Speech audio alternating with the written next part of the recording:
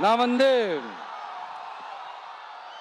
இந்த சுற்றுப்பயணத்தில் எல்லா ஊருக்கும் போகும்போது ஒரே விஷயத்தை தான் மக்கள் ரிப்பீட்டடா நம்ம கிட்ட சொல்றாங்க. அடிப்படை சாலை வசதி, குடிக்க நல்ல குடிநீர், ஒரு நல்ல மருத்துவ வசதி இல்ல, நல்ல டாக்டர்ஸ் இல்ல, பெண்கள் பாதுகாப்பு. இதத்தான் அவங்க கேட்கிற இந்த அடிப்படை விஷயங்கள். அவங்க பெருசா எதுவுமே கேட்கறது இல்ல. என்னப்பா இந்த விஷயம் எங்க போனாலும் கேள்வியா கேட்கிறாரு.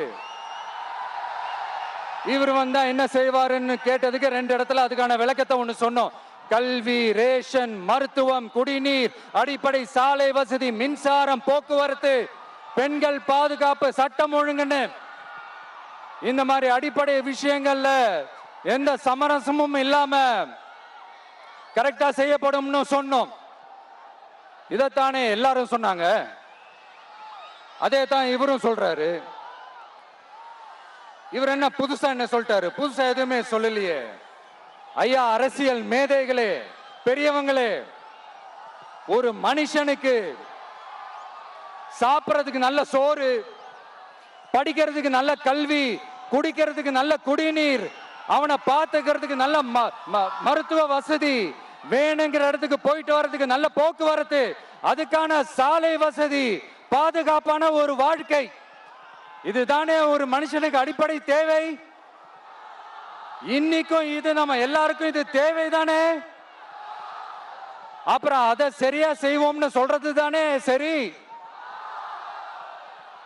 அதனாலதான் சொன்னோம், எது நடைக்கு சாத்தியமோ, எது உண்மையோ அதை மட்டும் தான் சொல்லுவோம், அதை மட்டும் தான் செய்வோம்.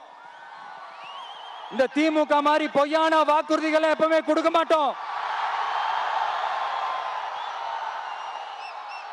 புதுசா சொல்லுங்க, புதுசா சொல்லுங்கன்னா என்னத்த சொல்றது? எனக்கு புரியலையே.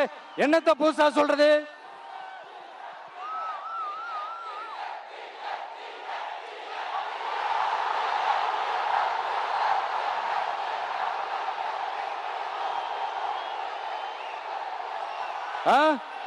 புதுசா என்னப்பா சொல்றது?